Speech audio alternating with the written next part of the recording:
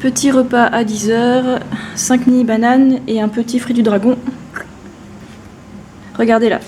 En fait, ces petites feuilles, elles sont jaunes. Et ça, c'est un bon indicateur de maturité aussi.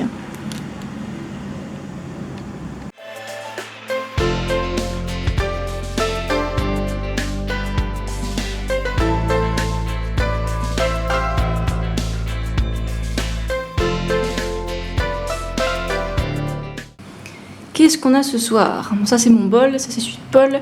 Je vais certainement prendre un deuxième, lui il a assez mangé là.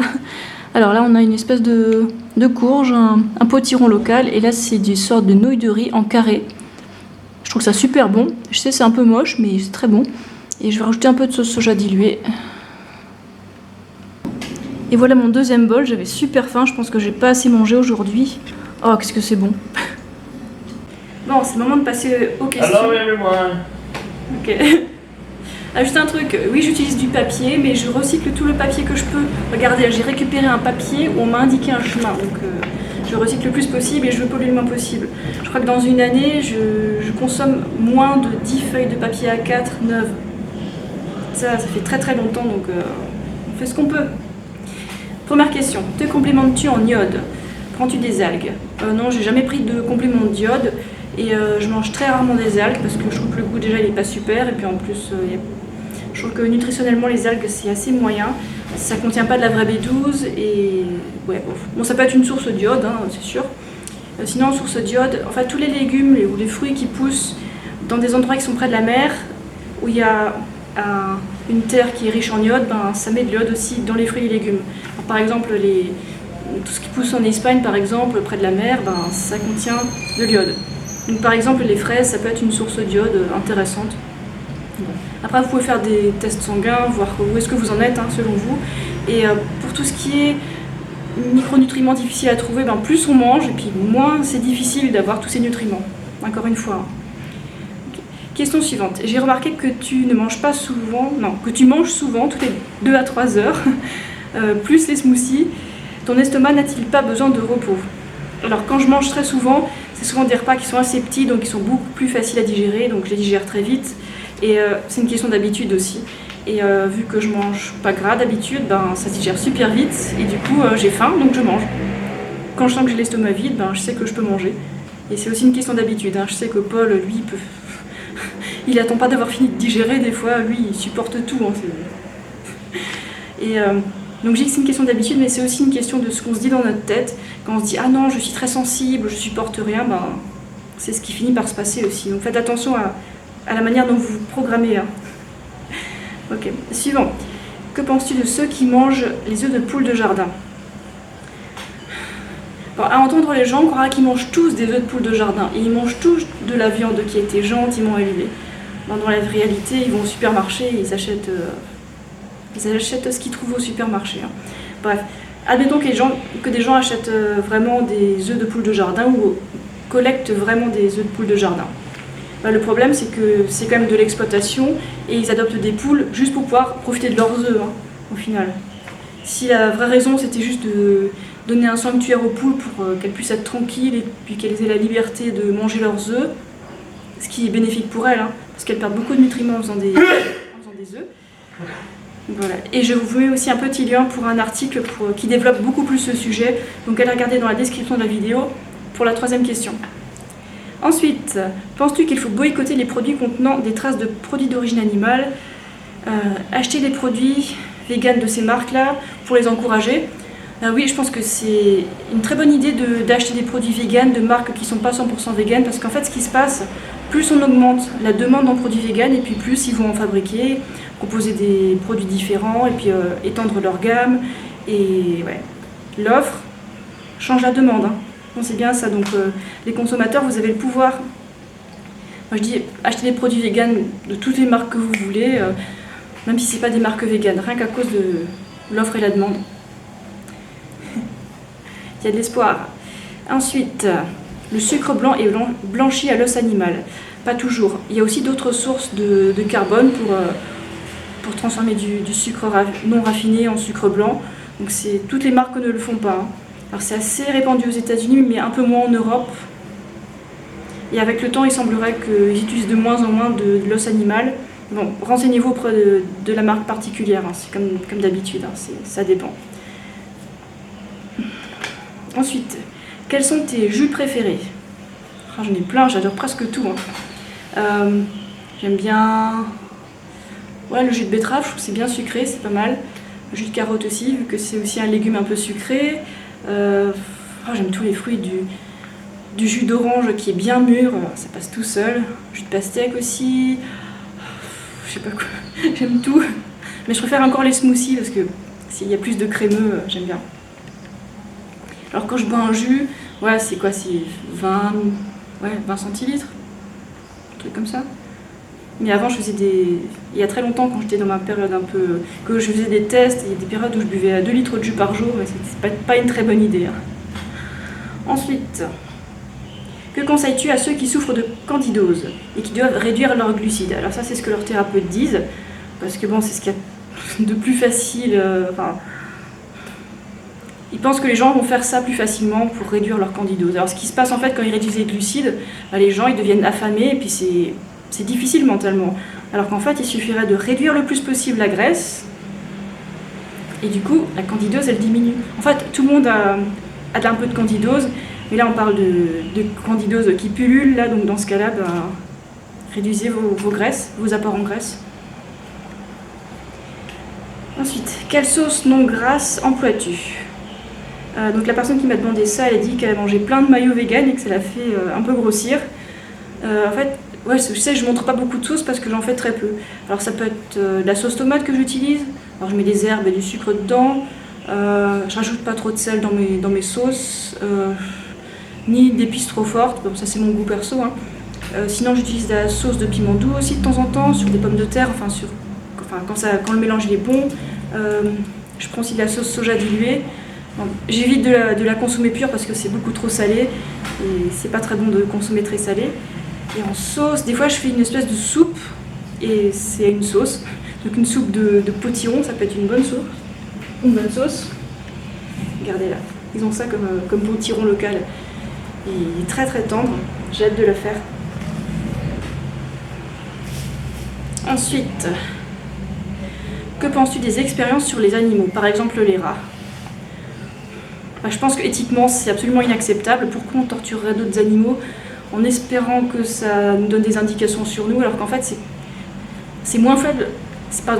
Quand on teste sur les animaux, c'est moins fiable que de jouer à pile ou face quand on veut l'appliquer sur l'humain. Alors le rat c'est un rongeur, nous on est un mammifère qui ressemble un peu au singe.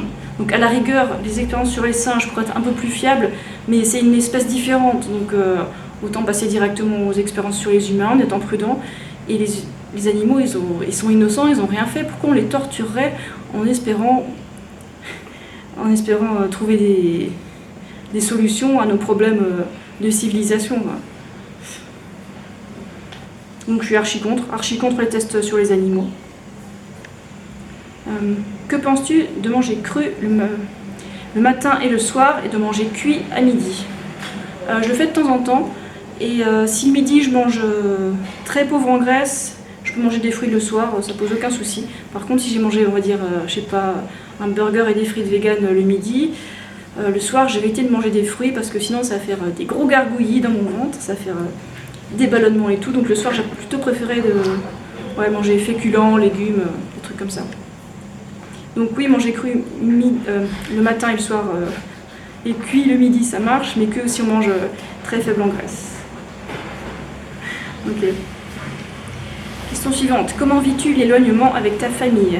As-tu des coups de blues? Non, ça va, je survis, vous en faites pas. De temps en temps, avec mes parents, on se fait un Skype, on s'appelle, et puis on se prend des nouvelles, et puis on regarde si on va tous bien, et puis comme ça, je peux les voir, et puis je vois ma famille, enfin ceux qui sont là, je vois aussi mon chat, s'il veut bien être à côté de l'ordi à ce moment-là. Donc vous en faites pas, ça se passe bien. Mais cette année, je pense pas revenir en France. Voilà.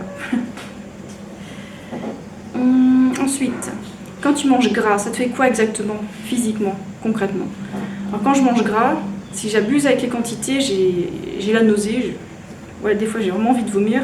Après, j'ai jamais vomi d'aliments vegan. dans les plantes, j'ai jamais vomi.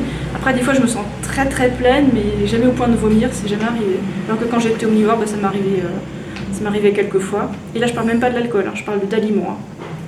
Hein. Donc quand je mange très gras, j'ai envie de dormir, je suis fatiguée comme tout. Et puis pendant 24 heures jusqu'à 48 heures après ce repas très gras, je sais pas, ma faim elle est perturbée, j'ai pas très envie de manger, enfin j'ai la tête dans le brouillard.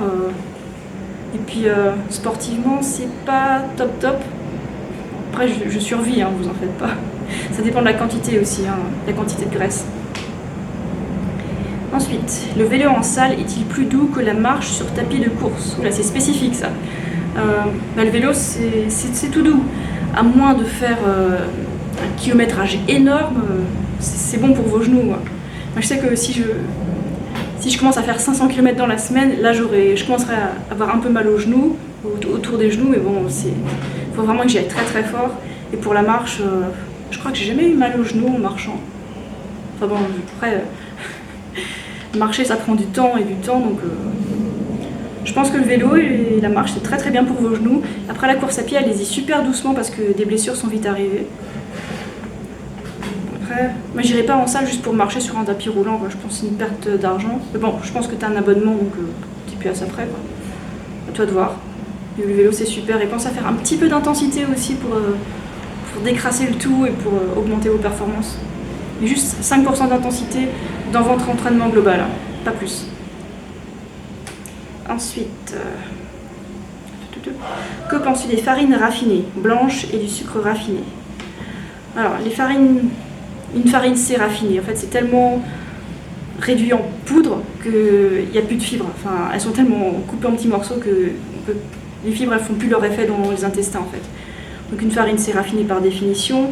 Et farine blanche ou farine complète, pour le corps c'est à peu près pareil. Hein. Parce que c'est tellement réduit en poudre que c'est pareil. Donc moi j'achète pas de préférence des farines complètes parce que à mon avis ça n'a aucun bénéfice par rapport à la farine blanche. Bon, tout ce qui est farine raffinée c'est pas génial, mais bon ça reste une manière de manger quoi. On peut en manger, moi je vais pas dire n'en mangez pas du tout. Bon, la majorité de votre alimentation ça devrait être plutôt des aliments complets, mais n'enlevez pas tout ce qui est incomplet parce que vous aurez la dalle. Et qu'est-ce que je pense du sucre raffiné? À moins de faire des excès énormes, c'est pas un gros problème le sucre raffiné. Par contre, le vrai problème, c'est l'huile et c'est les produits animaux. Et si vous avez envie de consommer un peu de sucre raffiné, bah ouais, pourquoi pas. Hein. Et si vous êtes sportif, bah là vous pouvez en rajouter parce que vous allez les brûler, vous en aurez besoin. Ça va vraiment aider votre performance. Et après, vous n'êtes pas obligé d'en manger. Vous pouvez aussi manger des fruits secs, des fruits. Des gels si vous en avez envie, mais bon les gels en sport, je sais pas très confiance, je sais pas. Ouais. Donc ouais, tout ce qui est farine raffinée et sucre raffiné, vous pouvez manger un peu, c'est pas un souci. Vous n'avez pas besoin d'arrêter tout ce qui est raffiné pour être en bonne santé, pour maigrir, c'est une fausse piste. Par contre, arrêter l'huile temporairement, moins pour perdre du poids, ça peut être une super bonne idée.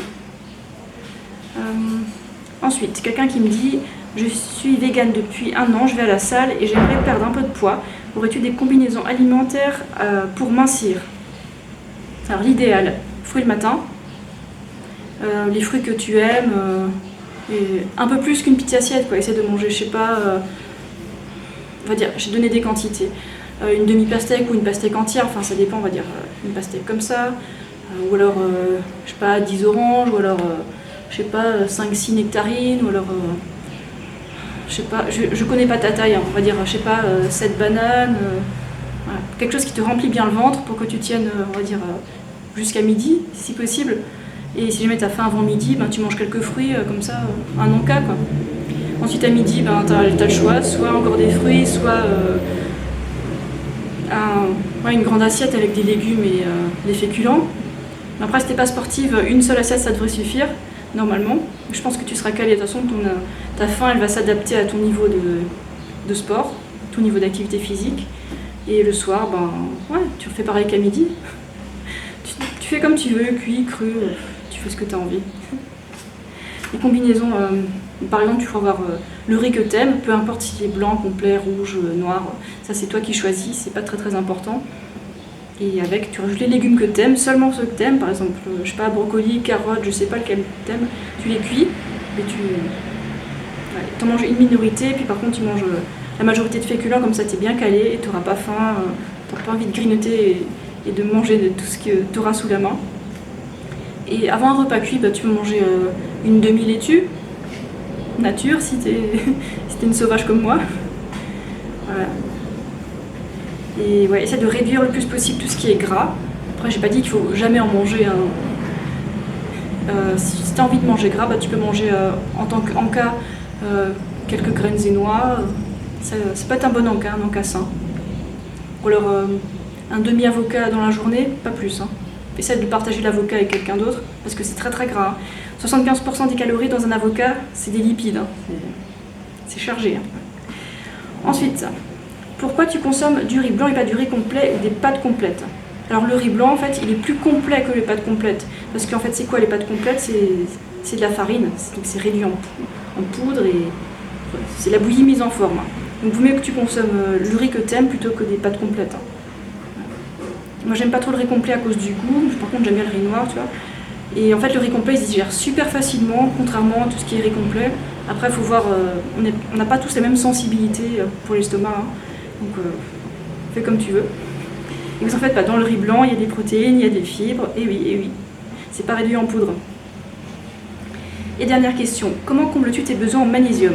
Les bananes suffisent-elles? Encore une fois, quand on mange beaucoup, ça peut suffire. Donc les bananes, les dattes, ça peut suffire. Et après, il y a aussi pas mal de magnésium dans l'eau de coco. Bon, après, je sais que c'est cher, donc c'est pas abordable pour tout le monde. Je pense même pas à des carences éventuelles, quoi. Bon. Pas tant que je suis en bonne santé, que je tombe pas malade, que tout va bien, ça va bien. Et encore une fois, vu que je mange beaucoup, c'est très facile de remplir ses besoins. Et quand on mange beaucoup de glucides et peu de gras, on peut manger plus que théoriquement sur le papier pour les calories. Voilà, c'est tout. C'est tout pour aujourd'hui. Allez, ciao!